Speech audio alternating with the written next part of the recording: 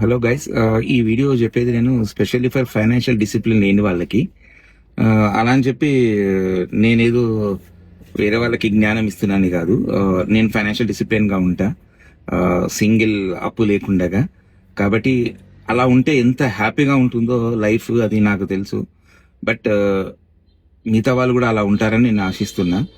ఒక financial discipline లేకపోతే ఎన్ని ఇబ్బందులు వస్తాయి. ఒక చిన్న ఎగ్జాంపుల్ చెప్తాను నేను. రాజ్పాల్ యాదవ్ అని బాలీవుడ్ యాక్టర్, చాలా పెద్ద కమిడియన్, చాలా మూవీస్ లో యాక్ట్ చేశాడు.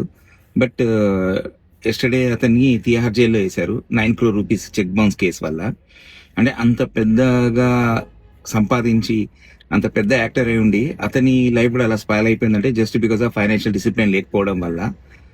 అంటే ఒక ఫైనాన్షియల్ డిసిప్లిన్ అయితే ఎంత ఇబ్బంది వస్తుందో ఇది ఒక్కటి ఎగ్జాంపుల్ చాలు మనకి. బట్ వాళ్ళు ఆదుకుంటారు, వీళ్ళు ఆదుకుంటారు అనుకోవడం అవివేకం అసలు. ఎందుకంటే సిచ్యువేషన్ వస్తే, టైం వస్తే కానీ ఎవరి విలువ ఏంటో అని మనకు తెలియదు. కాబట్టి నేను చెప్పేది ఏంటంటే, ఈ ఫైనాన్షియల్ డిసిప్లిన్ లేని వాళ్ళకి పర్టికులర్గా ఎక్కువగా అపోహలకి కానీ ఎక్కువ దానికి దీనికి వెళ్లకుండా ఉన్న దాంట్లోనే సంతృప్తిగా ఉండి కష్టపడి సంపాదించి అప్పుడు మన కోరికలు నెరవేర్చుకునేట్టు ప్రయత్నిస్తారని నేను రిక్వెస్ట్ చేస్తున్నా. Thank you.